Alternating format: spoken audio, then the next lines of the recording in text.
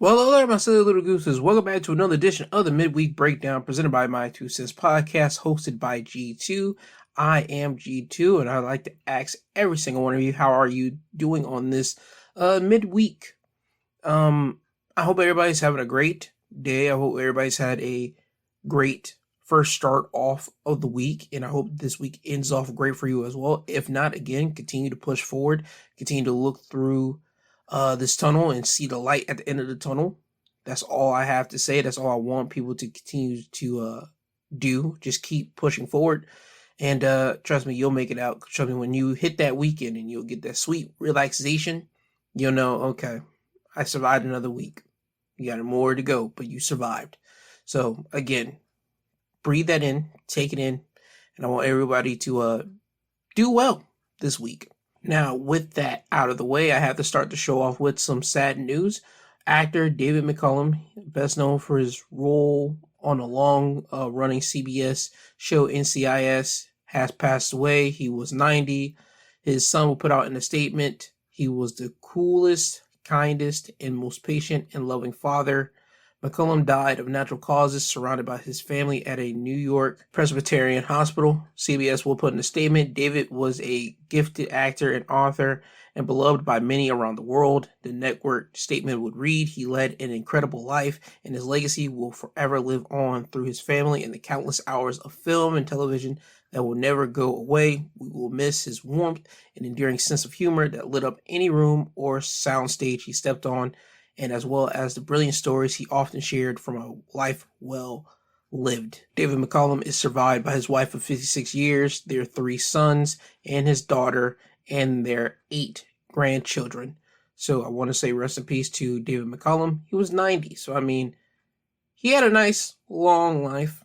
90 years old, you saw some things, you were able to experience some things that a lot of people are not going to be able to ever experience. So again, I'm not too sad. This isn't one of those ones that popped up at the age of 50 or 40 or even 60. 90, you lived a nice, good, decent life. But again, rest in peace, and I hope the family does find some comfort in this time right now. And continuing on with more sad news, prayers to Krayzie Bone. Krayzie Bone right now, he's known as one of the founding members of Bone Thugs-n-Harmony. He's in the hospital. He's fighting for his life because his immune system is acting up. He is suffering from sarcoidosis.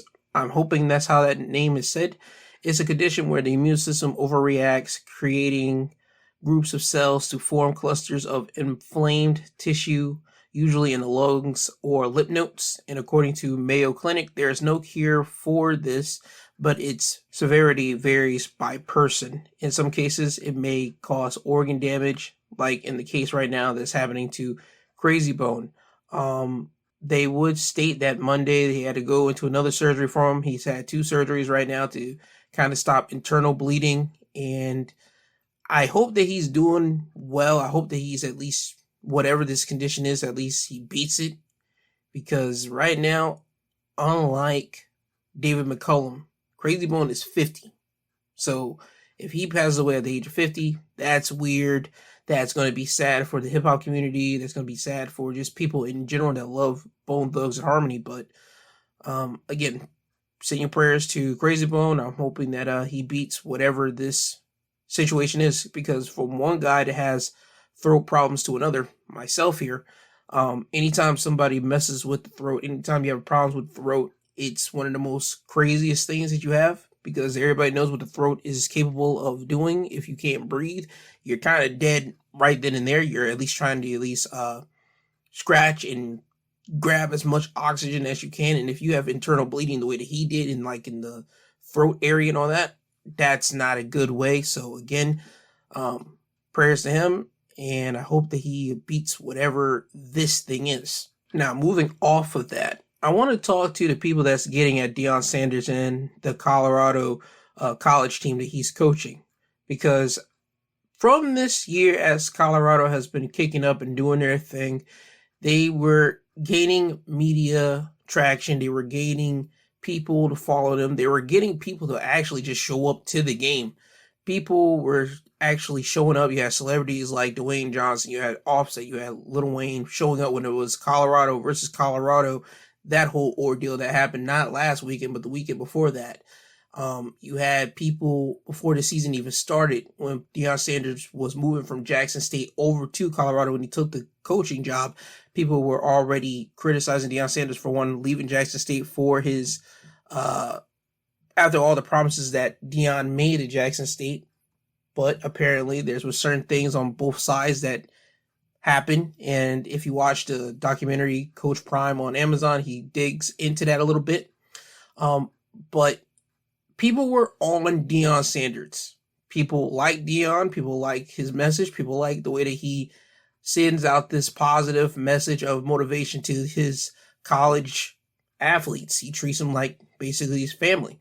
And I don't like how the college world, at least the coaching staffing world, is getting at Deion Sanders and is trying to poke the bear and prod him. I don't get it. I don't understand it. When you have someone of the stature, of the status quo, of the legendary status of someone like a Deion Sanders coming to coach football, which he's been doing for some years, by the way, I don't understand all the hate that he's getting. Is it because your team isn't getting that love that the media and that basically everyone's giving to Deion Sanders? Or is it because you guys did get that love and now it's going to Deion Sanders and you guys are just praying for his downfall so all that love can get back off of him and back onto you guys for y'all quote unquote football techniques, for y'all football skill? I don't understand the whole hatred that's going on to Deion Sanders, and it was a lot prevalent this past week when Colorado Buffaloes lost to Oregon Ducks 42-6. Big blowout, which again, I don't watch college football. I keep in touch with it because Deion Sanders is there and of his legendary status. You got to, especially if you're in the media world. People were praying for his downfall. And again, I just don't understand. It's not wrapping my mind to it. I don't understand the negative connotations or the negative comments that's been going towards Deion Sanders. I don't get it. Hopefully people will stop being haters and just big up Deion Sanders. Whether it's people in the coaching college light, people that's going from one college to another just to see Deion play and hoping for his downfall, or just regular people that's hearing about all the stuff that Deion's doing for Colorado Buffaloes and people just being haters. I don't get it. Hopefully that will quit, because if you're hating on Deion Sanders and what he's doing for Colorado Buffaloes, who, by the way, my understanding, they didn't have a good winning record last year. They didn't win, if anything, I believe one game last year. That's the only thing I do know people were getting at. So again, it's incredible the way that Deion Sanders has already got people to even show up to this Buffalo's Colorado games. He's 3-1 right now. His next game is supposed to be against USC this upcoming Saturday. But I want to let it be known, I support Deion Sanders. I support what he's doing for that Colorado team, and I hope that the media still covers all the great things Deion is doing for not just the Colorado Buffaloes, but for the students and the athletes that are at Colorado. That's all I do care about, instead of this hate train that's basically going for him.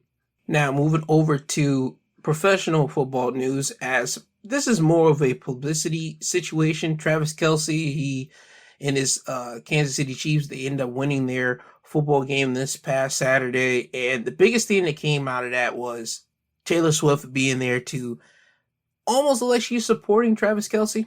It seemed that way. Travis Kelce, he's seen a lot of jersey surge being picked up, meaning people were buying his jerseys. They said that his jersey purchases got skyrocketed to the 400%. So AKA, my man is going over huge. And it's because of Taylor Swift and her Swifties. So that tells you what you want to know about what's going on. If anything, I see this as a publicity thing. I hope both of them are getting what they want out of this. I hope Travis Kelce's getting what he wants out of this, because let me tell you something. If my jersey surge was to go up 400% because of the person that I'm dating, one, I should be getting some money in return from those jersey sales. That's one. And two, I probably would break off some of that money directly to the person that I'm either in this relationship with, or potential relationship with, or in this publicity, I'm not going to say stunt, but in this publicity situation that you're with. because you know the type of power that your person that you're messing with has, and for them to have their quote unquote people buy up your jerseys like that and make it go skyrocket up, yeah, you gotta owe that person some bread. So whether you like Taylor Swift or not, Travis Kelce has to break her off if Travis Kelce is getting any of the revenue shares from his jerseys being sold. But that's just crazy how people are just talking about Travis Kelce and Taylor Swift. What's going on? I don't see it. I mean, that's not my world like that. But again, when you're in the media world, you got to pay attention to things like this. And this is one of the things that everybody's talking about. Only thing I do know is Travis Kelce, you better relish in this.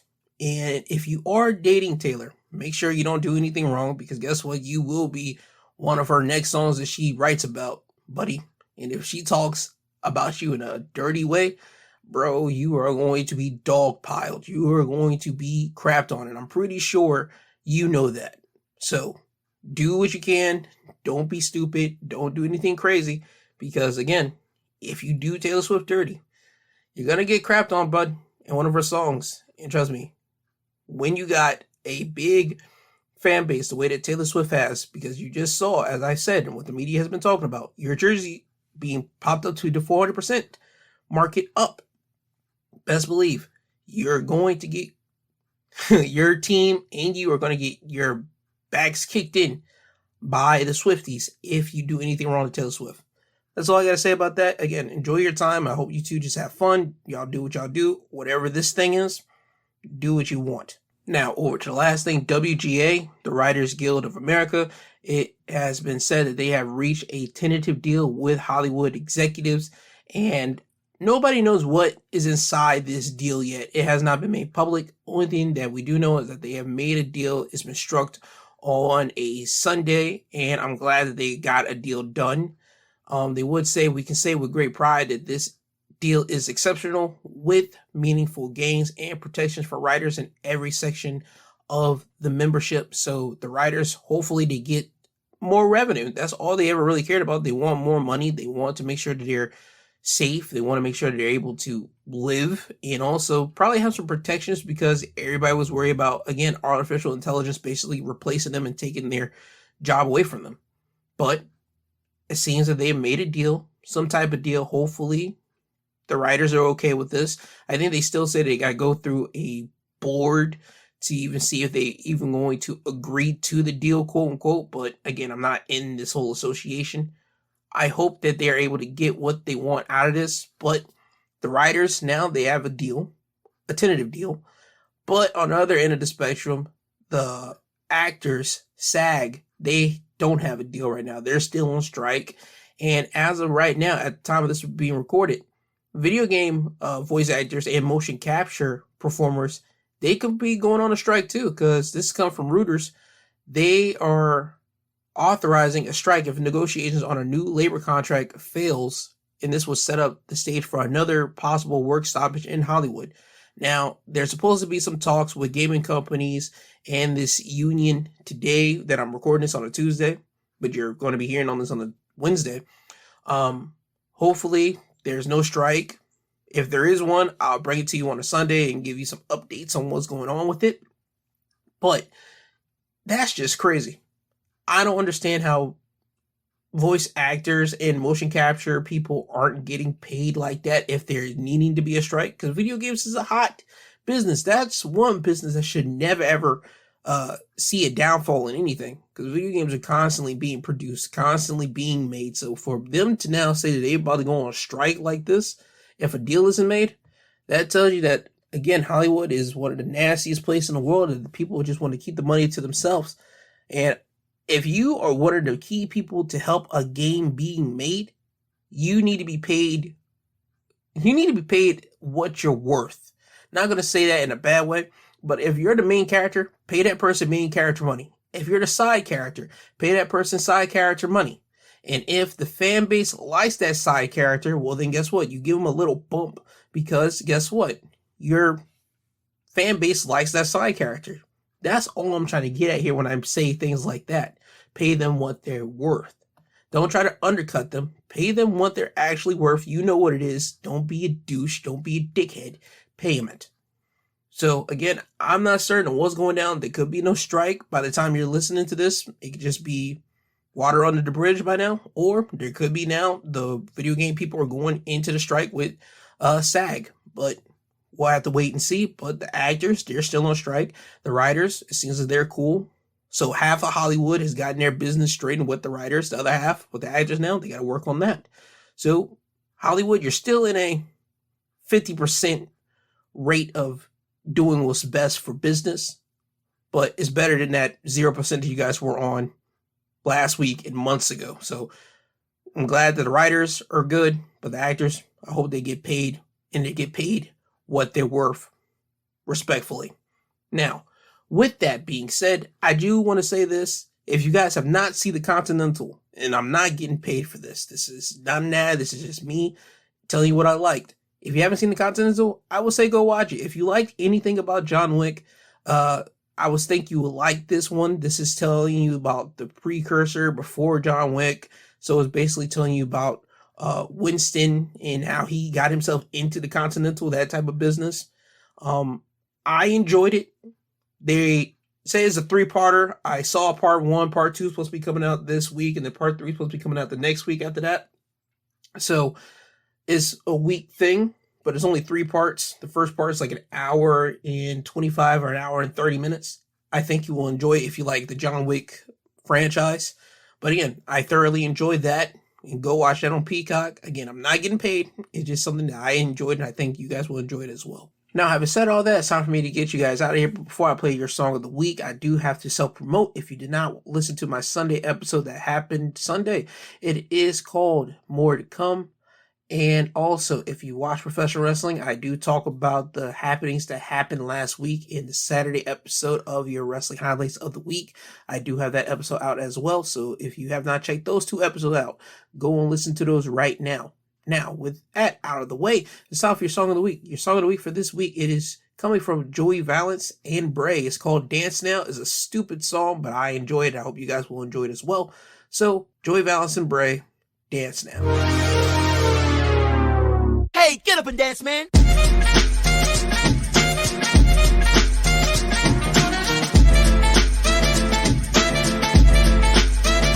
Yo, pull up, break down the back door. Kunami, I hit a combo. This a trap, this ain't no chateau. Don't talk if you're trying to beef like taco. Keep the Crocs locked on the feet, 22 years ain't hit my peak, yeah. Go ahead, son, make fun of me, Beat too loud, you got to speak up. Hello, can you hear me now? Yeah. Bringing that sound from the underground. Lose control, shout out Missy. All y'all toxic, just like Britney. Get out the way, get up, left lane, right lane, switch up. Now shut up and understand. You don't gotta talk, nah, you just gotta dance. I don't wanna talk, I just wanna dance. I don't wanna talk, I just wanna dance. I just wanna rock, I don't need a plan. I don't wanna, I just wanna. I'm so fly like an X-Wing, staying that pump with the next thing, yeah. I show speed, yes, I'm messy. I don't do coke, I do Pepsi. Name's not Johnny, so don't test me. We DIY, yeah, we Etsy. Don't wanna talk, I wanna dance. Before I hit the flow, let me change my pants. Do my dance, oh, do it. Got moves like I'm Jackie Chan. This my jam, Can't the bust down, yeah, that's the plan. I like my Sprite with ice. Yo, what? Ice Spice, looking nice. Now shut up and understand. You don't gotta talk, nah, you just gotta dance. I don't wanna talk, I just wanna dance. I don't wanna talk, I just wanna dance. I just wanna rock, I don't need a plan. I don't wanna talk, I just wanna dance. I don't wanna talk, I just wanna dance. I don't wanna talk, I just wanna dance. I just wanna rock, I don't need a plan. I don't wanna.